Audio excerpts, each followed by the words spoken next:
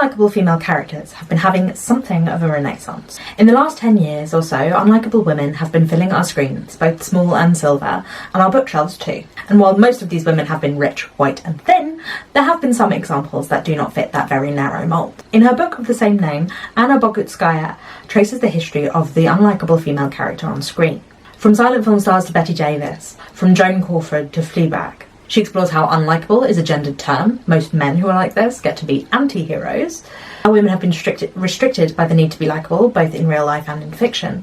And the many flavours of unlikable women. The bitch, the shrew, the train wreck, etc. But unlikable female characters are not limited to the screen, and they've existed for thousands of years. The Greeks had Medea, Clytemnestra, Electra, and even liking the unlikable character, allowing the unlikable woman in the plot to get everything she wants, is not new either.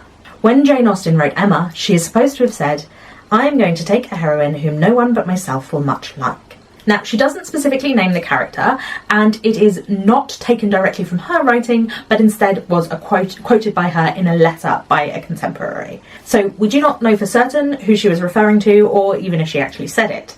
But because of the date of the letter, and because of the way she's talking about the character, people have assumed she means Emma. Jane Austen's only eponymous character, and also her most unruly heroine. I may seem to have gone off the deep end, referring to one of Austen's most beloved characters as unlikable, but in many ways she is, and Austen is using that unlikability for her own ends. Though unlike many of the modern unhinged women, Emma is very happy to go along with the society's roles for her. Indeed, in some ways, she embodies the hierarchical and snobbish society in which she lives. And there are many places in which she falters, does wrong, and is so very disagreeable. From her friendship with Harriet, to her manipulation of everybody else, from her sense of superiority to her downright rudeness, Emma is a much less likeable character than someone like Fanny Price, and yet so much more beloved, and I think this is something that we should explore. Part 1. Why Emma is unlikable. When we first meet Emma, she is described to us as Emma Woodhouse, handsome, clever and rich, with a comfortable home and happy disposition, seemed to unite some of the best blessings of existence, and had lived nearly 21 years in the world with very little to distress or vex her. She already sounds annoying. And unlike other heroines who are different from their families and from less well-to-do backgrounds, like Elizabeth Bennet or Fanny Price, or else down on their luck after a sudden change of circumstances, like Eleanor Dashwood and Anne Elliot, Emma is at the pinnacle of society. She has grown up fed on compliments by her soft-touch father and doting governess, and has the power to avoid anyone who doesn't flatter her. Even our supposed voice of reason, Mr. Knightley, admits to having been in her thrall since she was 13 at least.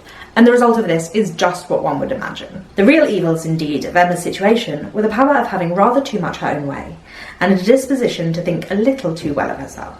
She is also later on revealed to be rather a snob and quite shallow, till it appears that men are much more philosophic on the subject of beauty than they are generally supposed, till they do fall in love with well-formed minds instead of handsome faces. A girl with such loveliness as Harriet has a certainty of being sought after. This philosophy applies to herself more than anyone else. She needs nothing more than beauty, money, and charm to be successful. And perhaps that is all that she has that's worthwhile. Indeed, charm is an interesting subject when it comes to Austen. Only one of her other heroines can really be said to be charming, Elizabeth Bennet from Pride and Prejudice. 3 of the others are far more reserved and introverted, and Catherine Morland is far too young and naive to have really mastered charm. It is more often reserved for Jane Austen's villains, who, while by the end of the novel we tend to have seen through it, are able to charm our heroines, or the person our heroine is pining for. Whether it is Wickham and Willoughby charming whole counties, or Henry and Mary Crawford each charming their own Bertram, charm is often a signifier of deceit and manipulation. And whilst our Emma is honest, often insultingly so, she is no stranger to manipulation herself. She is also comparable to many of Austen's rich daughters. For example, Elizabeth Elliot, who is introduced to us with the words, "For one daughter, his eldest, Sir Walter Elliot would really have given up anything, which he had not been very tempted to do. Elizabeth had succeeded at 16 to all that was possible of her mother's rights and consequence, and being very handsome and very like himself, her influence had always been great, and they both had gone on together most happily." There is a marked similarity there with Emma's introduction, and both have succeeded as mistress of the house after their mother's early death. As I said earlier, she also ranks in the list of snobs in Austen, believing that Highbury offered her no equals, an attitude that is more often reserved for the likes of Mrs. Ferrers in Sense and Sensibility, Lady Catherine de Bourgh in Pride and Prejudice, or Sir Walter Elliot in Persuasion. And whilst other Austen heroines must suffer the consequences when they misstep, for the majority of the novel, Emma glides by turning other people's cheeks, usually Harriet's. Her dressing down by Knightley is nothing compared to what she makes that poor girl suffer. And it's not just the antagonists and bad boys of other Austen novels that Emma mirrors. She has 2 parodies within her own novel. The charming Augusta Hawkins, in addition to all the usual advantages of perfect beauty and merit, was in possession of an independent fortune, of so many thousand as would always be called 10. It is so similar a line to our opening that it must be intentional. Emma cannot stand the idea of Jane Fairfax marrying Mr. Knightley, because then there would be a Mrs. Knightley for them all to give way to. She could be hiding her jealousy, but she does so with snobbery. And in the same vein, Mrs. Elton, which is Augusta Hawkins' name after marriage, says a Mrs. Knightley would throw cold water over everything. Emma also laments Mrs. Elton's treatment of Jane Fairfax, her condescension, but as the reader, we instantly think of Emma's own treatment of Harriet Smith. This kind of condescension reoccurs often in Austen, whether it is at Mrs. Norris's treatment of Fanny or Mrs. Ferris's treatment of Lucy Steele.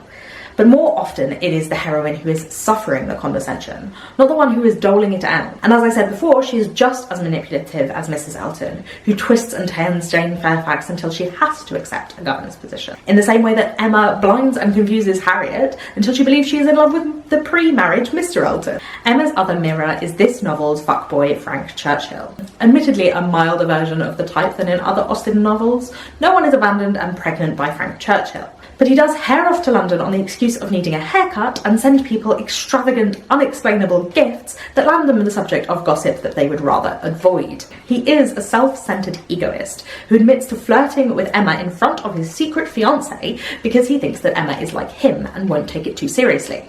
He doesn't think about Jane, though. Indeed, the romance between Jane Fairfax and Frank Churchill is an odd one. Some have mentioned that Jane seems much more like a typical Austen heroine than Emma. And she is named for Jane Austen herself, much like Jane Bennet in Pride and Prejudice, with whom she has a lot in common. This romance reminds me of if Fanny Price had chosen to marry Henry Crawford instead of Edmund Bertram, a choice I always think she should have made. Maybe my next video should be on that. Why you should marry a fuckboy and not your cousin. Frank is said to have used everybody ill, and they are all delighted to forgive him. Both he and Emma know that they will never lose in life, because they are rich, spoiled, charming, and good-looking. What more do you need? Part 2. Emma behaving badly. There are 2 main arenas where Emma's behaviour tips from incorrigible to downright damaging. Her friendship with Harriet and the incident at Box Hill. Although her treatment of Jane Fairfax could perhaps be included in this, as she herself laments, she is not in possession of all of the facts at that time. And Frank Churchill is where we should lay most of the blame. Emma decides to befriend Harriet Smith, the natural daughter of no one knows who, when she looks around and finds herself in need of a project. She would notice Harriet. She would improve her. She would detach her from bad acquaintance and introduce her into good society. She would form her opinions and manners.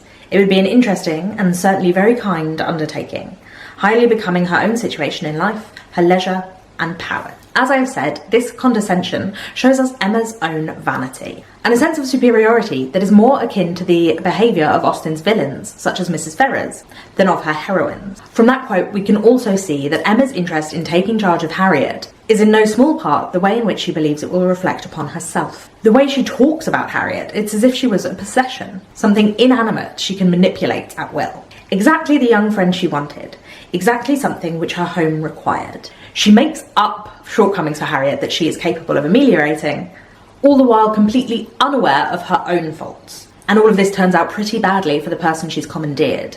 Harriet is persuaded to reject a proposal from Robert Martin, a proposal she is excited to have received because Emma has made up a backstory for her and a marriage to a yeoman farmer doesn't fit. There can be no doubt of your being a gentleman's daughter, and you must support your claim to the station with everything within your power. She then persuades her that she is in love with Mr. Elton, the vain and pompous vicar whose real intentions lie with Emma herself. And when he reveals that, Emma is first upset that he presumes to approach her, as she is so far above his station, ignoring the same gap between Mr. Elton and Harriet, despite her strict adherence to social hierarchies. She does realise next that Harriet will be heartbroken, but she does not take to heart that this heartbreak is all of her own doing. And more than that, as Knightley says, till you chose to turn her into a friend, her mind had no distaste for her own set, nor any ambition beyond it. She had no sense of superiority then. If she has it now, you have given it. While us as modern readers may scoff at the social strictures of the time, we can agree that a sense of superiority is not a virtue in anyone. And far from improving Harriet, Emma has instead filled her with Emma's own faults. The ending of the novel reveals how insincere and pointless this all was on Emma's end. Harriet, necessarily drawn away by her engagement with the Martins, was less and less at Hartfield, which was not to be regretted. The intimacy between her and Emma must sink. Their friendship must change into a calmer sort of goodwill. The social mores of the days call for it. But when you recall Harriet's eager and admiring nature when Emma first took her over, you can't help but feel for the girl. The other incident in which Emma can be seen to be unlikable, to be a mean girl even, is what I refer to as the badly done Emma incident. Badly done indeed. Badly done, Emma. Badly done, Emma. Badly done, Emma. But which all the other academics insist on calling Box Hill. Emma has spent the afternoon of the trip to Box Hill flirting with Frank Churchill and enjoying herself, and doesn't realise until she is rebuked for it that she has, in the middle of the game, been very rude to an older, poorer woman. They are to play a game in which one must tell either 1 very interesting thing, 2 mildly interesting things, or 3 very dull things. Miss Bates says, "I shall be sure to say 3 dull things as soon as ever I open my mouth, shan't I?" making a very good-natured joke about herself. And Emma replies, "Ah, ma'am, but there may be a difficulty. Pardon me, but you will be limited as to number. Only 3 at once." And our narrator tells us, "It could not anger, though a slight blush showed that it could pain her." Miss Bates is a spinster whose circumstances have reduced since her youth, and whose life consists in taking care of her crotchety old mother. Emma is often seen to be visiting them, and there is an obligation of kindness to your social inferiors, which Knightley refers to in his dressing down. "Were she a woman of fortune, I would leave every harmless absurdity to take its chance. I would not quarrel with you for any liberties of manner. Were she your equal in situation?" Emma has been goaded into high spirits and flirtation, which involved a certain amount of bantering insult with Frank Churchill, into being honestly rude to Miss Bates in order to make Frank laugh. It is cruel, and when she is told off by Knightley, she is mortified that she has exposed herself to such ill opinion in anyone she valued. Perhaps being able to feel bad about what she has done makes it less of an unlikable incident, except that the one she valued is not Miss Bates, the person she actually harmed, but Knightley. She is upset not that she has been rude and hurt the feelings of someone, but that she has been seen to do so. It is all about her self-image, and not any genuine remorse. Part 3. Good to be bad. So, Emma is a terrible person. She's proud, snobbish, and kind of bitchy. She's one of Austen's most beloved characters, despite, or maybe even because of this. So why do we like this character that Austen herself thought that most readers would hate? Well, in terms of the badly done Emma incident, Emma might have been rude, but she wasn't wrong. Knightley admits as much. "I know there is not a better creature in the world, but you must allow that what is good and what is ridiculous are most unfortunately blended in her." "They are blended," said he, "I acknowledge." Austen has spent much of the novel creating in Miss Bates one of her beloved comic types. She's as ridiculous as Mrs. Bennet or Mrs. Jennings, though kinder and less conniving. Miss Bates stood in the very worst predicament in the world for having much of the public favour, and she had no intellectual superiority to make atonement to herself or frighten those who might hate her into outward respect. She had never boasted either beauty nor cleverness. Her dialogue is a jumbled stream of consciousness, full of inanity, repetition, and cloying sentiment. And although people appreciate her due to her universal goodwill and contented temper, she is laughed at in private even by our moral compass characters. "For shame, Emma, do not mimic her. You divert me against my conscience," says Mrs. Weston. If the joke were said away from Miss Bates's ears, it might even have amused Knightley. It is the shaming her in public that is why Emma deserves a dressing down. But that mean girl moment can be, if not forgiven, maybe understood if we consider that she is just saying what everyone else is thinking. Alongside her flaws, Emma is an interesting character because of the ways her strengths and weaknesses are so intertwined. She is both thoughtless and serious, vain and considerate. The combination is something we can recognise in ourselves, and although Emma cannot often see her flaws, she does notice places in which she lacks. "There is no charm equal to tenderness of heart," said she afterwards to herself. "There is nothing to be compared to it. Warmth and tenderness of heart, with an affectionate, open manner, will beat all the clearness of head in the world for attraction, I am sure of it.